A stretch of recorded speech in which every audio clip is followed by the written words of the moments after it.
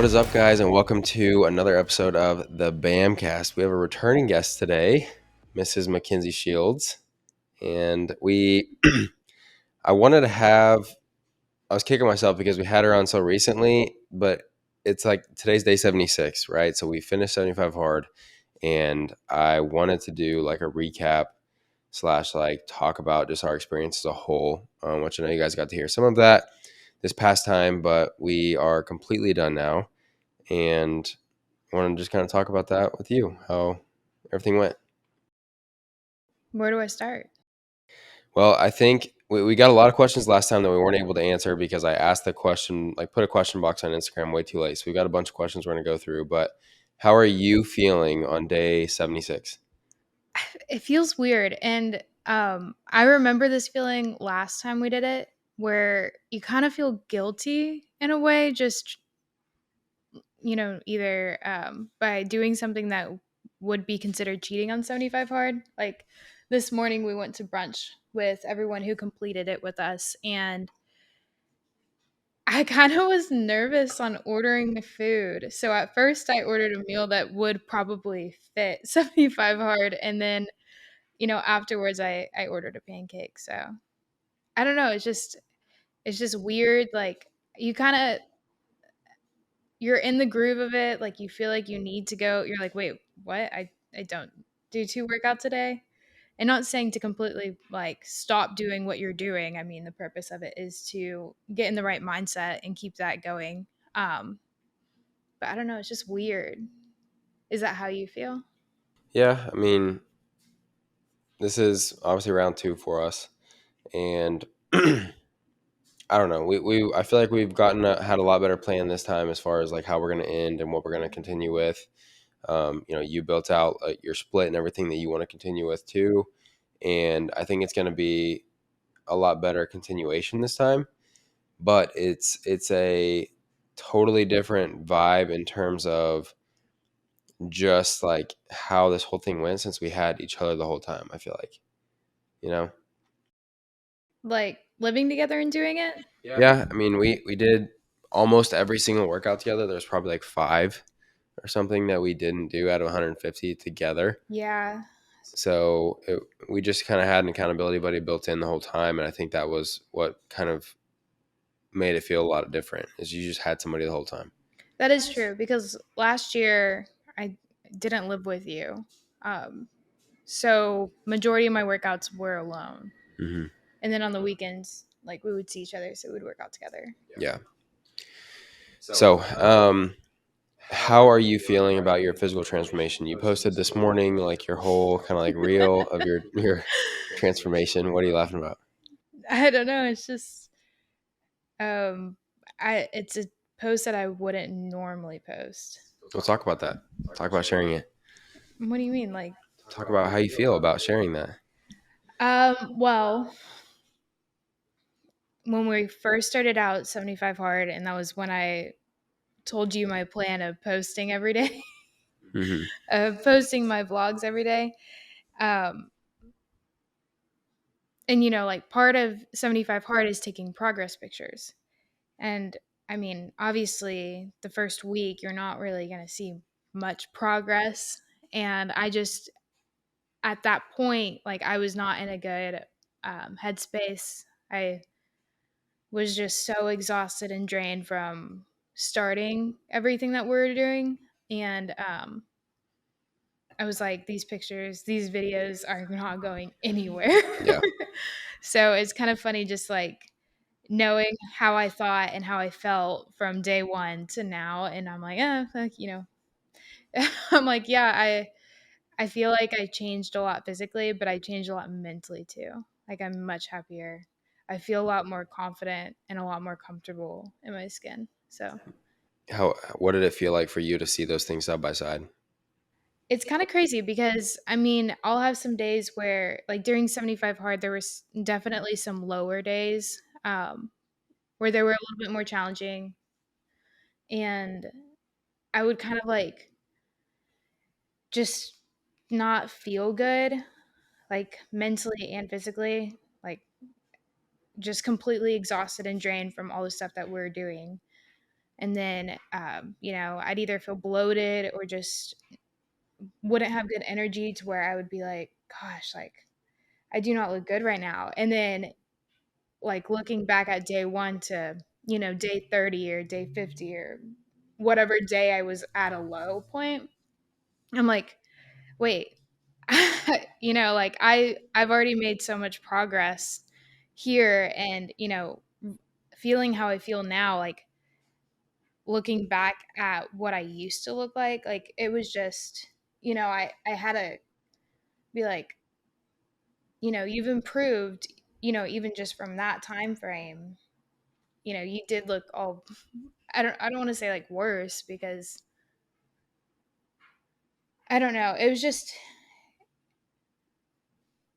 was interesting seeing or and comparing myself from day one to now, and then day one to every day that we were doing it.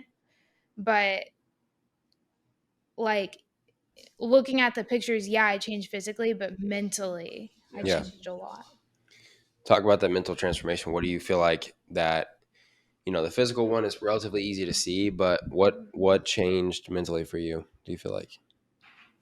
I So when we first started out, I was not prioritizing my health. I mean, when did we go to the gym? Like maybe once or twice a week. Yeah. And you and I are really conscious, health conscious.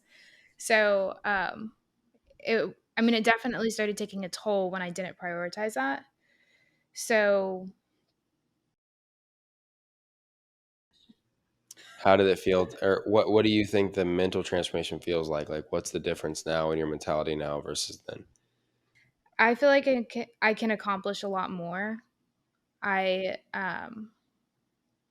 I can achieve a lot more. I can push myself harder, just because by doing everything that you need to do for 75 hard, it really opens up your eyes to be like, you kind of um, like don't put up with anyone's bullshit in a Yeah. way. And you kind of like realize what kind of bullshit you were doing and you were saying and stuff like that. So, um, in that aspect, I just feel more motivated and like have the ability to be able to push myself harder and reach goals that I've been wanting to reach, that I've kind of made excuses for Yeah. in the past. So it's nice seeing that kind of like a little bit more clear. Yeah. Yeah. No, I witnessing from somebody that did it, almost everything, all of this with you. You seem a lot happier. You seem a lot more just confident in general. Um, you still have kind of like your days where you're like, I just don't look good, and like this is Yeah. like, the body dysmorphia stuff, which we all deal with. But on average, I think that you're a lot happier, and you feel a lot better in your own skin, which is awesome to see. Because I put this on Instagram, but I've always thought you were gorgeous. I've always thought you were super hot, and beautiful and everything. And that's obviously a chunk of what attracted me to you. But seeing you like get determined and grind and like make it through all the hard days and everything, like especially the first time they did 75 hard, that was one of the things that solidified for me, like this woman's got everything that I like have always seen in her, like I've always seen that potential side of you, but like watching you go through it the first time solidified, like that's in there, she can tap into that. And then watching you go through it again and do it all over again, and go into it with a different mindset this time of how can I make this a lifestyle more, like, yeah, we're going to buckle down for 75 days and we're going to do all these things, but this needs to be a lifestyle after. That's been cool to see as well. So, Right. Just kind of like continuing the motivation that we've already built up. yeah, Yeah. I really do think, as far as, I guess, after 75 hard the first time, and even before we did 75 hard, the issue that I've kind of like seen was I am a people pleaser. So I like, I don't want to let anyone down. So if I need to be there for my family, or, go and see like a friend, or people are like, "Oh, come on, Kenzie, it's just like let's go to eat or go to dinner," or I don't whatever the thing is. I sacrifice my time and like what I need to be okay, which is fitness. That gets kind of put on the back burner. So doing 75 hard really kind of like prioritize that as like that's your number one. And that really helps me as far as just like being good. So this So is something that we've talked about a lot, and you've talked about how easy it is to like turn people down while on 75 mhm. hard because they just understand that you're doing this thing and it's short term and all Right. that. They don't want to mess you up. Well, how are you going to take that into your everyday life? That is the hard part. That's going to be the challenge for me is being able to say no. And I the thing is when you're doing a challenge or when you're doing 75 hard, people are less likely going to be like, "Oh, come on, it's just one bite." Or you like you're just going out to eat for one meal, like just get back on it the next day, or it's just one workout and it's like, yeah, it's just one workout, one bite, one meal. But then that kind of like has a tumbling effect and like because I am like driven and these are the things that I need to do at this point, that could actually keep me, that can make me fall off in a way. So it's just dealing with the outside pressure and being able to kind of like um stick to what I want to do and just like hold my ground and be like, no, thank you, but in a nice way. So um I don't know. It's just going to be something that I'm going to have to take on as it comes. But I haven't been in that spot yet just because it is day 76. So, Yeah. I think a lot of that stuff just comes with like the more that you kind of just set that boundary that this is just who I am, right. like this is just what I do. I'm not interested in the going out to party thing. I'm Right. not interested in the going out to eat and eating a bunch of crazy stuff thing. Like the more people will learn to respect that Right. from what I've found, and the more that the people that only want to hang out with you in those settings, they'll just stop inviting you. Right. Like they'll stop pushing that envelope. And the thing that's crazy to me is like, and I've already had comments of people being like, well, aren't you glad that you're going to be off 75 hard? Or aren't you glad that you only have 1 week left? Or things like that. And I'm like, yeah, I'm glad. But in a way, like, there's a lot of things that I'm going to continue on. So it's not like I hated 75 hard. It's not like I hate this. I actually enjoy it. And they're like, no, you don't enjoy it. And I'm like, yes, I do. Um, but yeah, it would just be a challenge, just kind of like tackling those situations. But like you said, just, I don't know, maybe eventually people will start to realize that that's kind of like a lifestyle Yeah. now. So what are you talking about making it a lifestyle? What do you plan to carry on with? Like what's your kind of plan of action moving forward? Um, like, what do I plan to keep? Yeah. What's Okay, next? so next, I am going to follow a workout routine, kind of like plan. And Which is a 5 day split. yes, 5 day split, 2 rest days, and one of them's an active rest day. So just like Sunday is going to be more of like kind of like active family activity, whatever we choose to do. Yep. Um, and then as far as the eating goes, I plan to do an 80/20. So still be able to enjoy a few things, but just like be mindful on it. Um, and I think the easy part for that will be I'll still try and plan to meal prep throughout the week.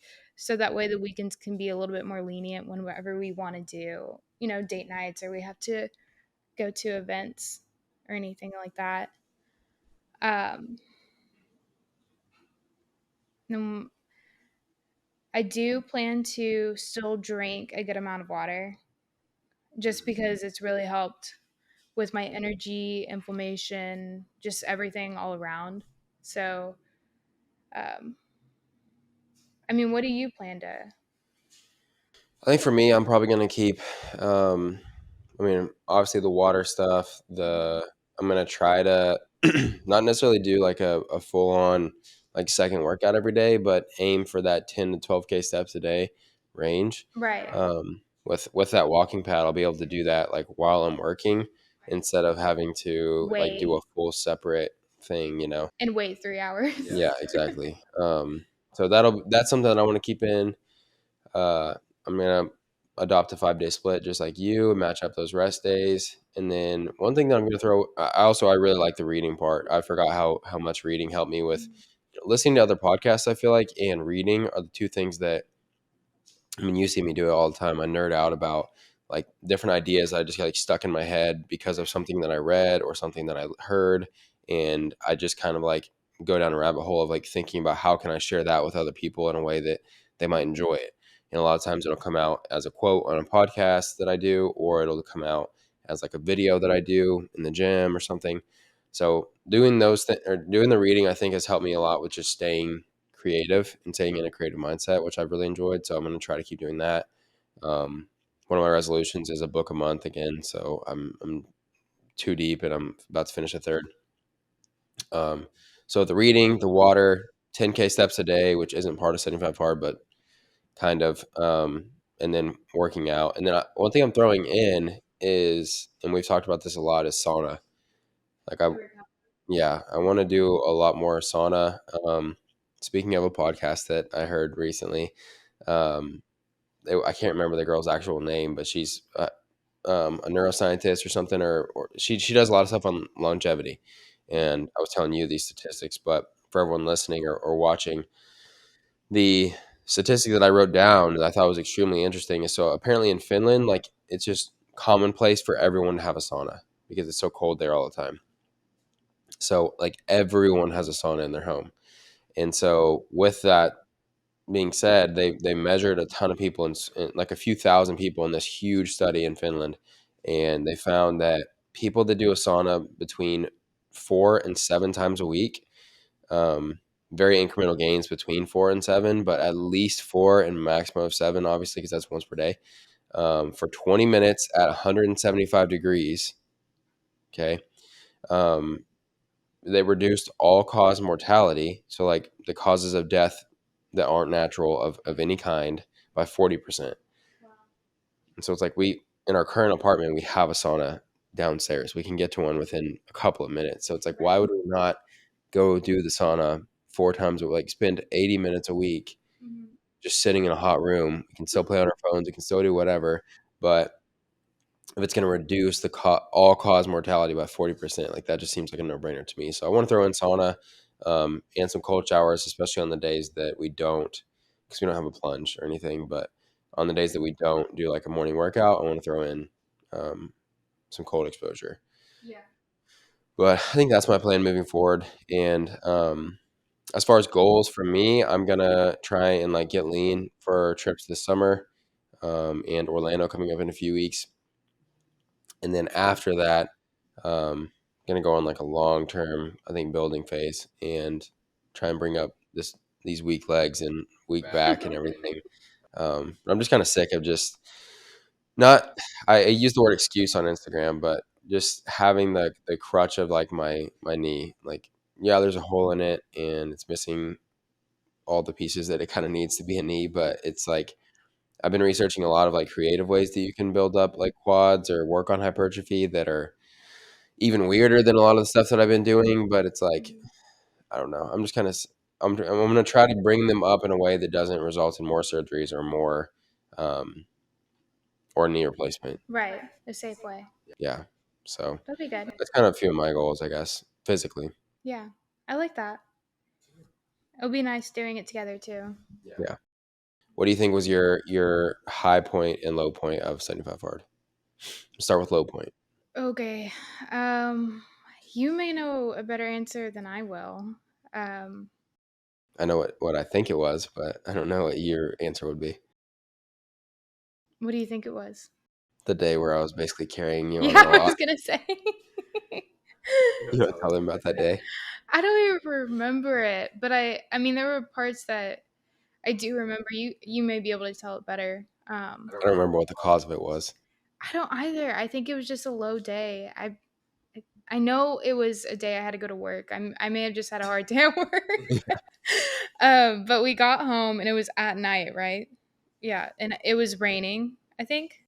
I don't know. It might have been cold at It least. was definitely cold, but I was just not having it. And I did not want to go on a walk. I was just dragging my feet and just crying. And you basically had to like grab my arm and like help me walk. I don't know. It was hard. It was definitely one of the harder days. Yeah. What do you think your high point was? Um,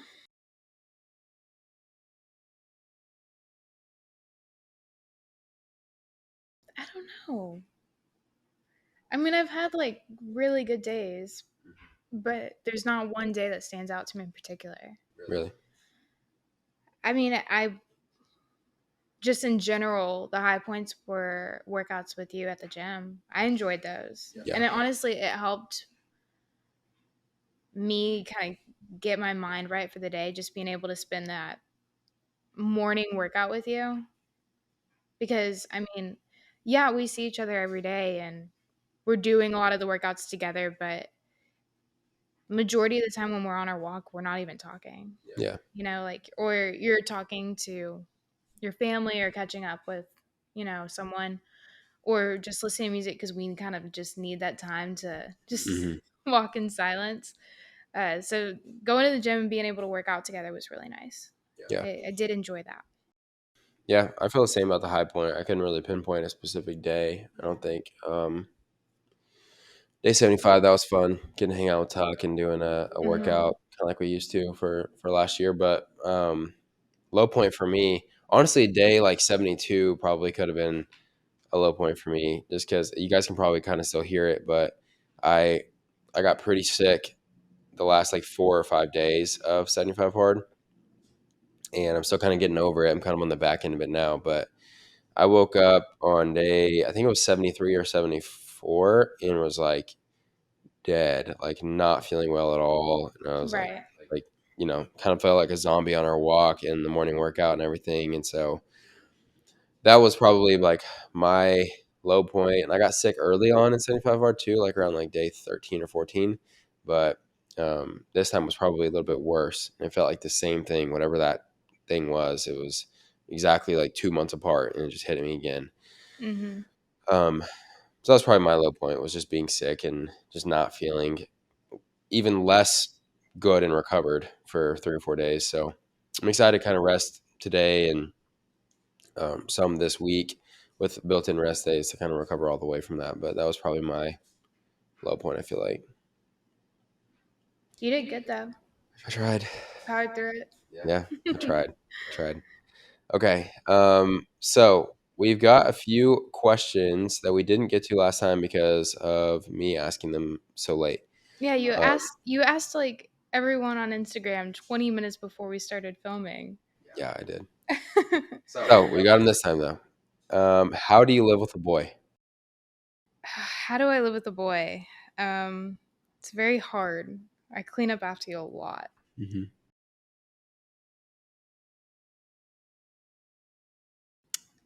A lot of cleaning up after you. I clean up some after You you, do. You do. I will give you that, especially in the mornings when I'm rushing and around. nights. I know.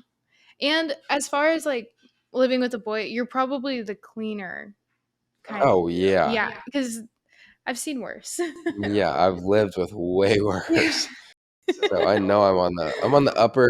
I'm not like as clean as you, but then again, nobody would be as clean as Nobody. you. I'm like a Girl, Monica. yeah, you've lived with girls and guys, and never like it's Yeah. just different. Like there's clean people, and then there's like Kenzie. Yeah, I know. So It's bad. let's not I make have it sound like I'm OCD. terrible. Um, yeah, you're not terrible, but like I don't. I think you're right. I don't think anyone can be as clean as me, and I'm a little crazy. I know.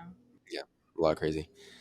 Um, Biggest thing that we have overcome/learned together. That's a good one. Um, what would you say? I would say the financial side of things, just That's what I was like we talked about thinking. last episode. Yeah, we're still learning. I mean, I wouldn't say we've overcame it, but it's just something that we've realized that that's the biggest, not argument, but kind of just like something that could cause an argument. So we're a little bit more aware of it when we talk about it, because before I used to text you about it and we would just get so angry at each other Yeah. because you couldn't understand my tone over text messages. So Yeah. Always better to have those conversations, especially in person. definitely. Um, what's it like having to hold back your, this is a question for me, I guess. What's it like having to hold back your desire for other women now that you're married? Really, I think the hardest part is probably holding back other women's desire for me. Oh, really? Um, It's the wedding ring? yeah, the wedding ring. Um, no, zero issues there on either end. Um, are you insecure about your wife being more jacked than you? Yes. Yes. I even had one comment already from Mabry, my littlest sister, today on Instagram that said impressive on my transformation from 75 hard. It said impressive, but Kenzie's was way better. So I love that's what I'm getting. Mabry. Um, it'd be cool to give some tips on how you all push each other to new limits. This is an interesting one. That's a good one. How do you feel like we do that? To get some tips on how we push each other to new limits. I think a big thing that we do that we didn't touch base on the last podcast, at least I don't remember talking about it, but we do like monthly check-ins, you know? Hmm. So like, I mean, it has happened a lot when we're on walks just because 75 hard, but every month we kind of just check in with each other, see, is there something that we're doing that the other person has a problem with, or is there something that like we're doing that they are grateful that we're doing, or is there something that we need to do? And then we also kind of talk about our goals in addition to that, and just kind of the future in Yeah. general. So I think that's just being able to have that set time at least once a month. I mean, probably should do it more often, but at the very least once a month to kind of. Well, so many couples that I know, and I'm usually hearing from the guy's perspective in a lot of these couples, but a lot of times it'll be like them venting about some sort of like friction or problems or something, and then you come to find out they've never actually talked to their partner Right, about it. right. And so whenever I kind of started the whole monthly check-in thing, it was just I kind of had heard that concept on social media where people were like, "Yeah, you should audit your relationship like you audit." I can't remember what it was, but um, so I just started asking you like about once a month, like how am I doing? What am I doing good? What do you need more of from me? And the important thing is that I'm not doing it when there's a problem that I need to talk about. I'm doing it because I just want to get my finger on the pulse of like how's the relationship. Right. And so it's not like problem induced. It's not in the middle of a fight. It's No, not it's in not. like Yeah. it's just literally we're out on a walk or in the car or on a road trip or something, and it's just like, hey, give me feedback on how I'm being as a significant other or spouse. Right. And that allows, I think, a lot better reaction because I'm going into it non-emotionally. You're already not emotional either, and you can give me feedback on like what I'm doing good, what you could ask for more of, and I can do the same. And then we kind of just know that moving forward. And I feel like we always are a lot closer, especially right after those conversations because we're able to tackle Definitely. them together. Right. Yeah, and you prep those conversations to where it's a little bit easier and the other person's more like accepting and understanding and willing to listen whenever you have those. What happens a lot of times is people wait and wait and wait and let it Mhm. fester and fester and fester, and then in the middle of a fight, it's We'll throw it out. well, you haven't been doing this for so like, and then it's Right. just like all of that stuff comes out as a result of the floodgates being open. Right. Whereas if you just keep, and this is a stupid metaphor, but like if you just keep the faucet on at a little bit for like all the time, then you never have to. Like it's always kind of being worked on, and Mhm. always you're sharing where you're at and how you feel. Well, and that's marriage itself. Like you always have to work on it. It's not something that you get married that day and then you're with each other and you don't put effort into the relationship. You always need to be putting effort there. And it's not easy no matter what either. Like I tell people too, like if you are having a lot of problems in your relationship, when was the last time you guys fought? Mm-hmm. Like, well, I don't remember, like a couple months ago, or I can't. And they'll just like think for a situation, and they're like, was the last time you and Kenzie fought? I'm like, we fight at least once a month. Every month we have what feels like a little bit of a blowout, and I think that's it. I think that's important, and it sounds funny, but it's true. Like on top of the monthly check-ins, you can't. You have to have.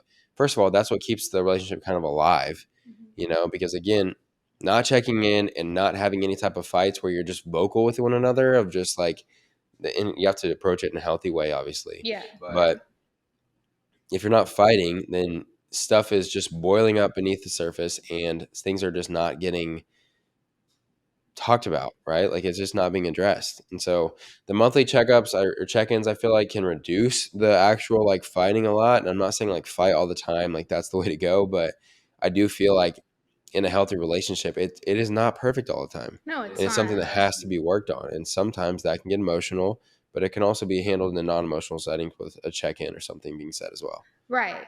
With all that being said, talking about the check-ins and all that stuff, how do you think is the best way to bring up a conversation where you're talking about pushing someone to their limits or prompting them to go past their limits in a way that it doesn't make them defensive?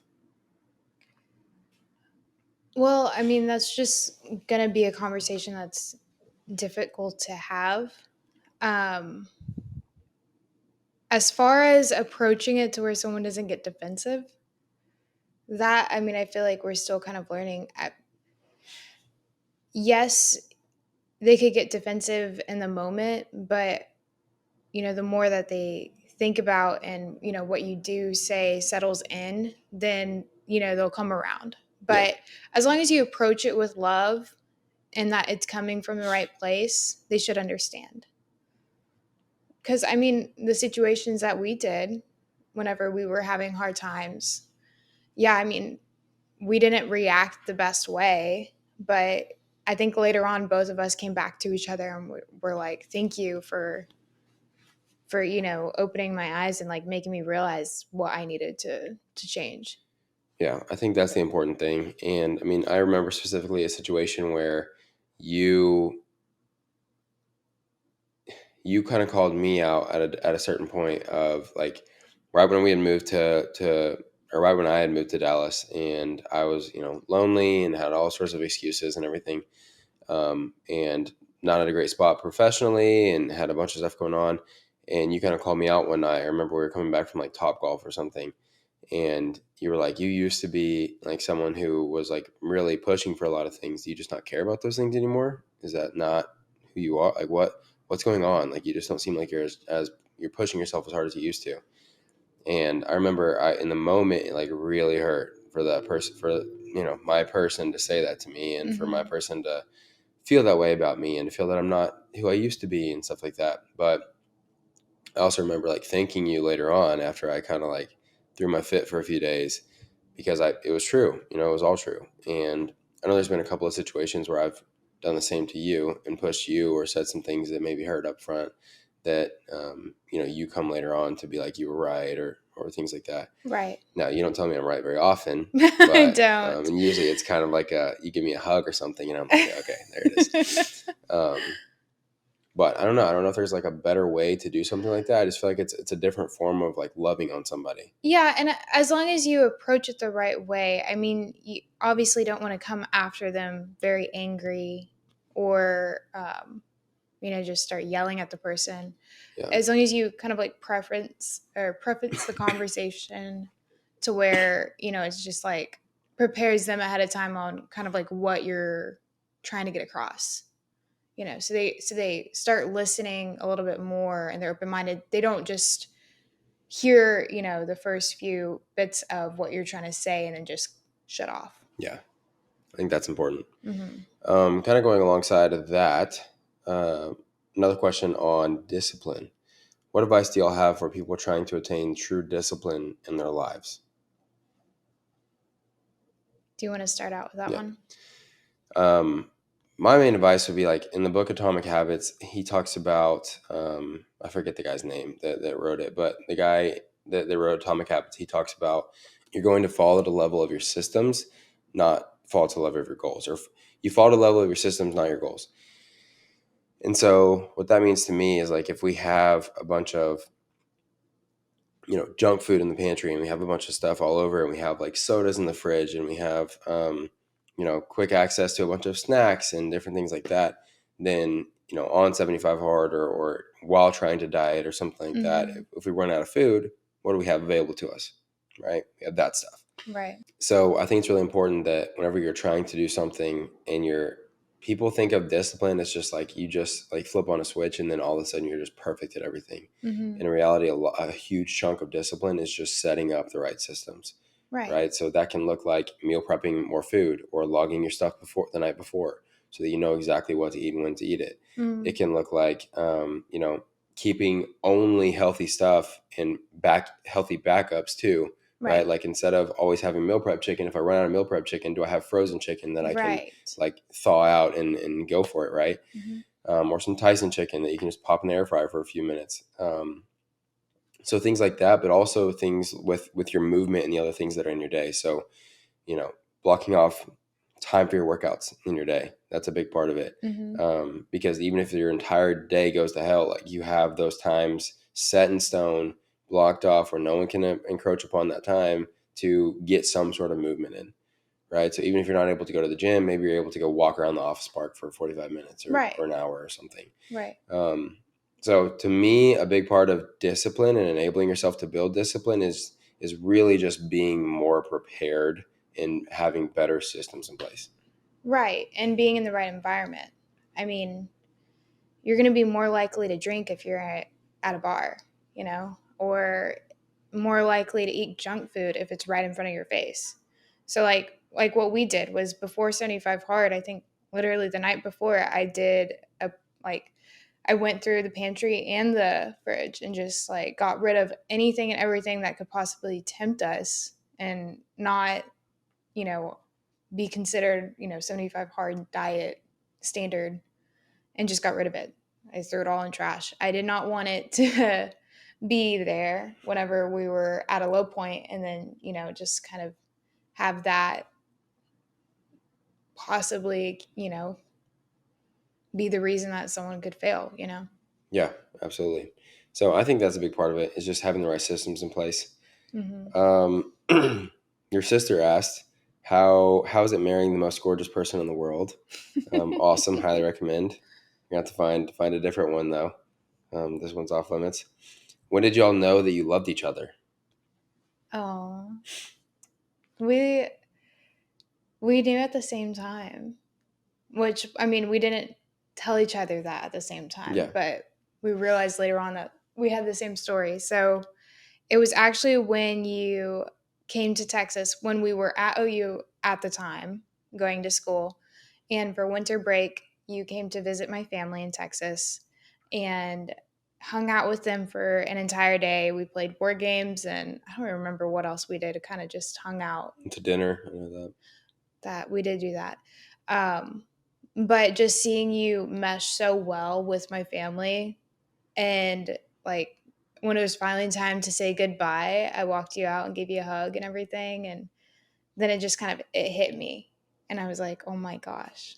Like then I started to cry because I was like, I'm not gonna see you for a month. Hmm. So and then you kind of had this similar story, right? Yeah. It was.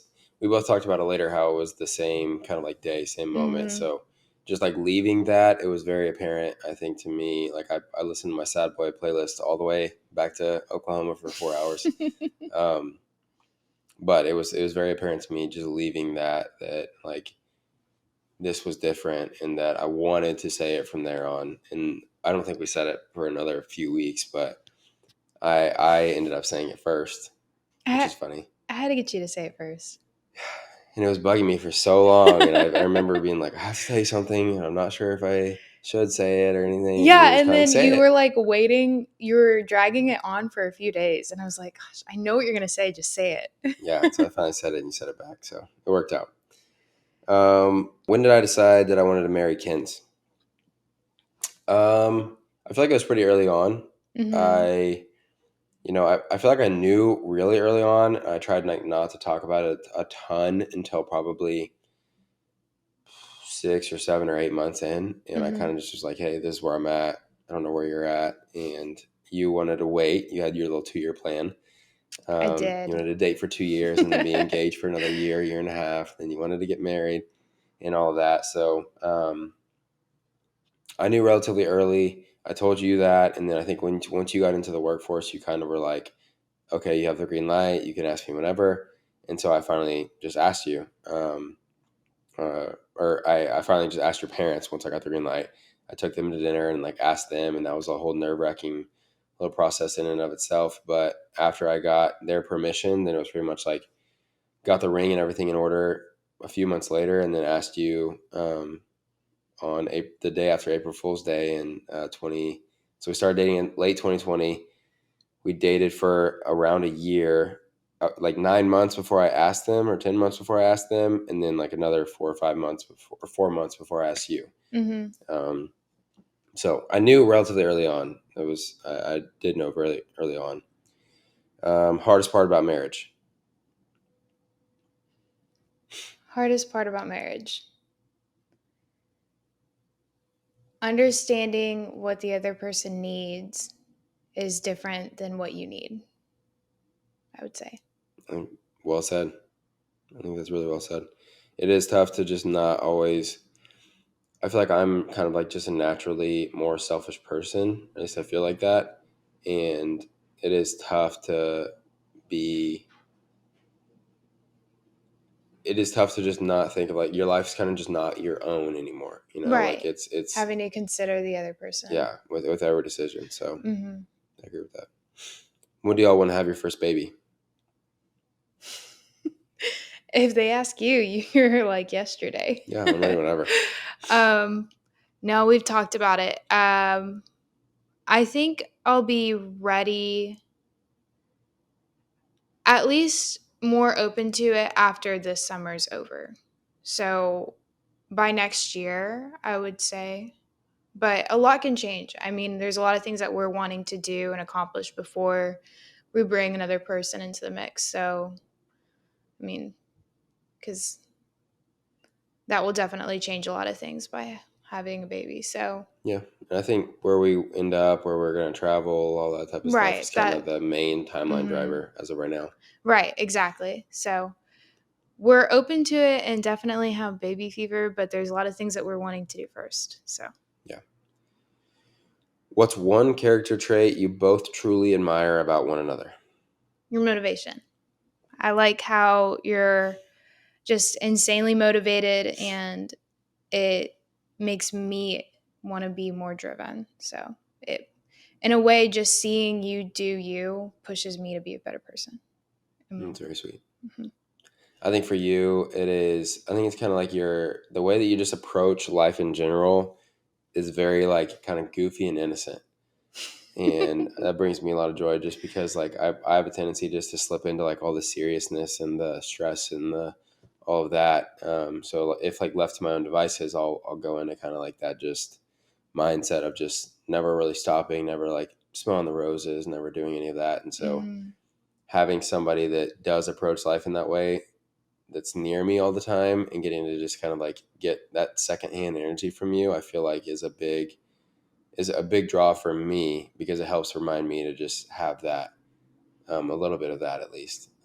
So it brings me a lot of happiness and everything. So I think that was one of the first things I even told you that I really admired Oh, about you was that just how goofy you were. It was I'm a in my big own little world. yeah, I was a big sucker for goofiness. So that's all the questions we had. Did you have anything else you wanted to say about any of it? I think we covered it pretty well. Okay. Yeah. All right. Well, thank you guys for watching another episode of the Bamcast. Sorry about the outfit change. If you're watching on YouTube, we had a few technical difficulties with And I the wanted to audio. get comfy. Yes, so we got comfy. But we appreciate you guys. If you are watching on any type of audio platform, make sure that you follow the show. If you're watching on any type of YouTube or something like that, make sure you subscribe.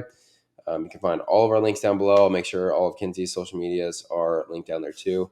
Got a lot of great feedback on the last time that we did something like this. So we've joked around that maybe we should try and do some regular episodes like I do with Addie, just to talk relationship stuff, because it seems like a lot of the audience just enjoys like hearing that side of things, and just hearing us interact in a relationship sense, not just seeing us individually like navigate through life. So um, we have no problem sharing more of that, if that's something that people want.